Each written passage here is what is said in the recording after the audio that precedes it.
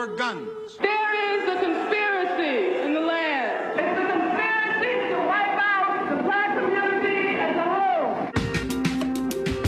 Well, I think she's trying to overthrow our system of government, and she admits that. The actions of the FBI in apprehending Angela Davis, a rather remarkable story. A U.S. District Court judge set bail at $100,000. She knows that the movement to free all political prisoners is growing every day. This entire incident was a deliberate provocation. They wanted to break me. They wanted me to respond. There was enormous feeling for Angela everywhere in the world. We know that she is innocent. We want to tell that Pharaoh in Washington to let Angela Davis go free.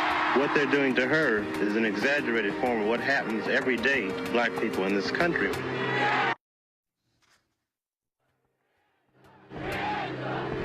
What does it mean to be a criminal in this society? They are not going to kill her. They're not going to imprison her. We're going to free her. We're going to win her freedom. You've been listening to an excerpt of a trailer, Free Angela and All Political Prisoners, that has just been finished. Quite an interesting film by Shola Lynch. Angela Davis, if you could share your own experience that you went through, it was right about the same time that Assata Shakur was going through what she was. Well, yes, it was, and I find it really interesting that the FBI decided to focus quite specifically on black women, because somehow they feared, it seems to me, that the movement would continue to grow and develop, particularly with the leadership and the involvement of black women. I was rendered a target, an ideological target, in the same way that Assata Shakur was called the mother hen of the Black Liberation Army.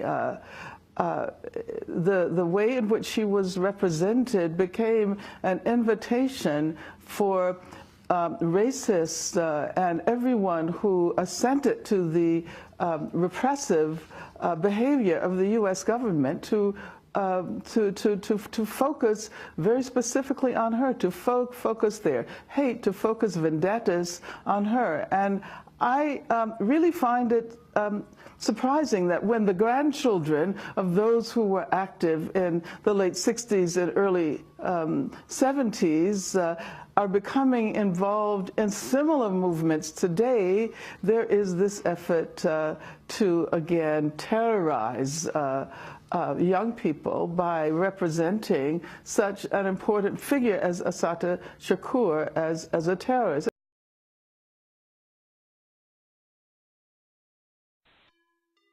Also, Malcolm X, when we sued to get the autopsy, wondering why did the government have the autopsy when that wasn't a federal crime? Huh? Mm-hmm. Why do the government have the... So we got the autopsy and we found out why. If you remember, when Malcolm X was in the Ottoman ballroom speaking, somebody threw a smoke bomb in the back of the room, and while everybody was stampeding, trying to get out and screaming and howling, 3 blacks ran up to the front of the stage with guns and fired up at Malcolm. Remember that? Mm-hmm.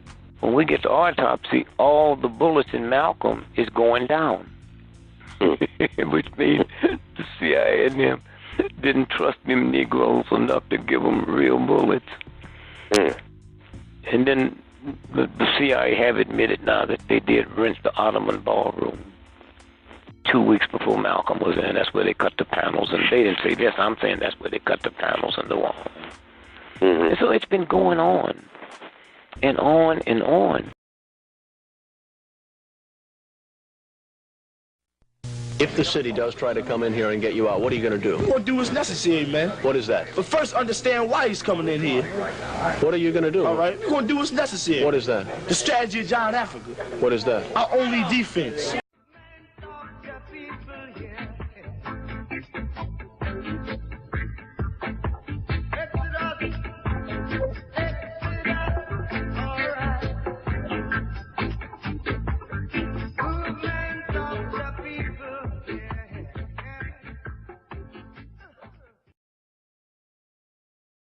John Africa was the founder of the MOVE organization, a Philadelphia-based black liberation group prominent in the United States in the early 1970s. MOVE preached revolution, advocating a return to nature and a society without government, police, or technology. During the early 1970s, MOVE was based in the Polton Village section of West Philadelphia. Members valued the personal discipline and physical strength derived from hard manual labor and maintained a hefty work schedule of daily activities such as exercising, scrubbing floors, running dogs, chopping firewood, shoveling snow, sweeping the street, and more. MOVE purchased a large Victorian house at 309 North 33rd Street, which became their headquarters. One of MOVE's fundraising activities was a very popular car wash at this location.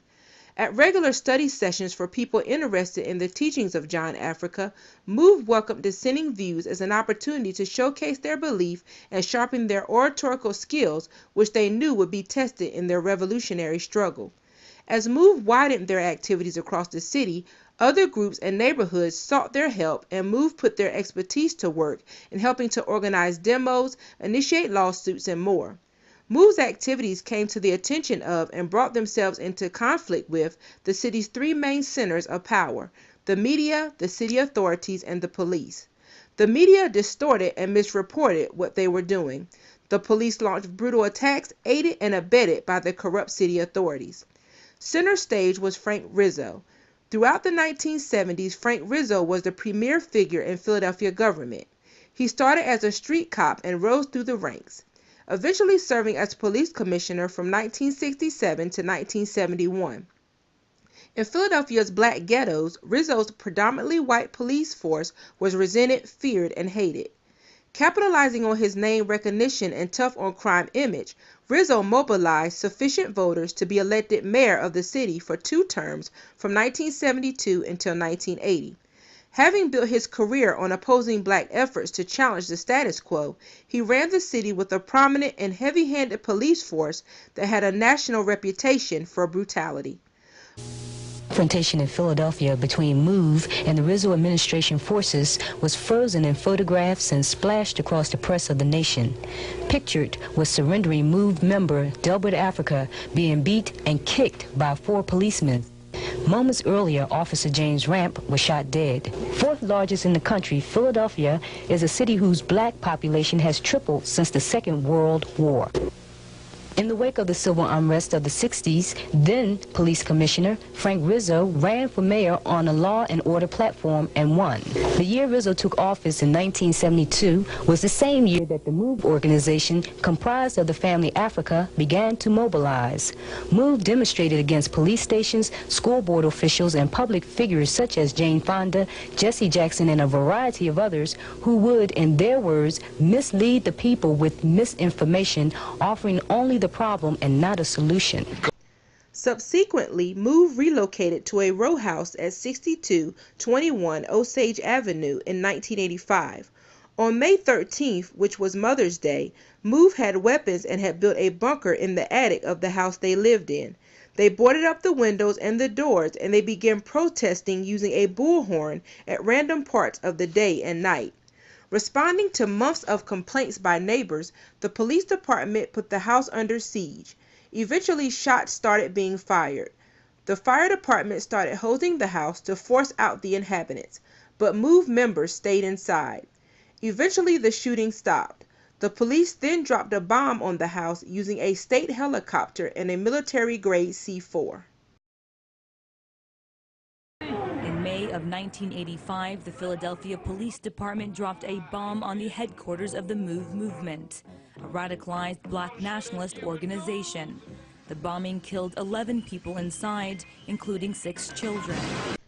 The resulting explosion started a fire that officials deliberately allowed to burn for 10 to 12 hours, which not only caught the MOVE house on fire, but also burnt down the entire block, and some 62 homes were destroyed. In addition, 11 people, including John Africa, 5 other adults, and 5 children died in the resulting fire. Ramona Africa and 1 child, Bertie Africa, were the only survivors. MOVE later petitioned the court to indict the mayor, the chief of police, and others for murder in the 4th degree. However, their petition was denied. Today, Ramona Africa still continues to advocate for the MOVE organization. You know, what's happening with the MOVE organization is that we are revolutionaries, true revolutionaries, and we don't make no apologies for that. You know, we don't back off of that word revolution at all. And we don't back off of it because we know that at this time, more than any other time, you know, revolution is necessary. That is, I pay attention to what's happening in other parts of the world, and as an internationalist, I'm thinking about life lived by other people all around the world. Of course, as an African American, I would love to spend some time in parts of Africa, Nigeria, Kenya, Ghana, West Africa for the most part, because that's where most African Americans hail from. But it's also true that I have many friends and loved ones in France. I would like to... This call is from the State Correctional Institution at Mahanoy and is subject to monitoring and recording. I would like to spend some time in France. I would really like to bring my family, my wife, and my kids to come see our street in Paris. That's right, because you have a street named after you in France. Now, Mumia, I was wondering, being behind bars, you seem to be watching world affairs much closer than most people who are free to walk the streets. And I want to ask you, which event of the last 30 years would you really want to be a part of, if you could? I think first would probably be the anti-apartheid movement in South Africa, because, of course, while it was South African, it was also global, because it was the touch point of white supremacy versus the freedom and dignity of African people. So South Africa would certainly be a, logical first choice. But wherever people are fighting for freedom, that kind of whets my appetite, and it gets my attention and moves my passion. You turn 58 at the end of the month, which means you will have spent more than half of your life behind bars, and most people can't even begin to imagine that. What is it like? How has it changed you? Well, I think in some ways I'm that same guy, and in many ways it's impossible for me to be that guy. The point of fact, I've spent most of my life, the bigger percentage of my life, on death row, and I cannot have had a profound effect on consciousness and on the way one sees and interacts with the world. I like to tell myself that I've actually spent a lot of that time beyond the bars and in other countries and, in other parts of the world, because I did so mentally. But, mental can only take you so far.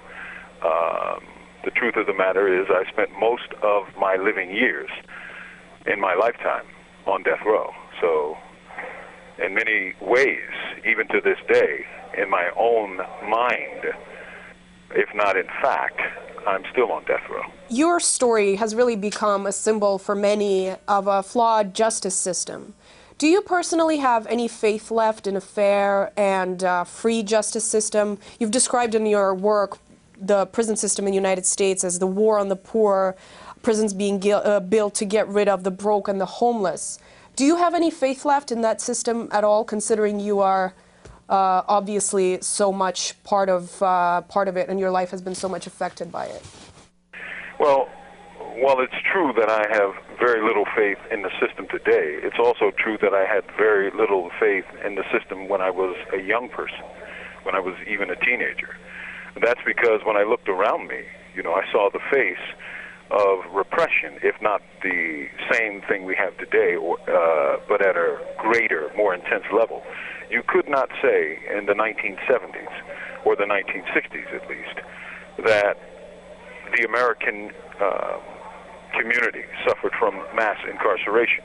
Today you can say that in a way, in a scope that was frankly quite unthinkable back then. When I was a teenager and I was in the Black Panther Party, I remember going to downtown Manhattan and protesting against the political imprisonment and incarceration and the threats facing Angela Y. Davis. And I remember, you know, of course, like many other Panthers, reading her works, and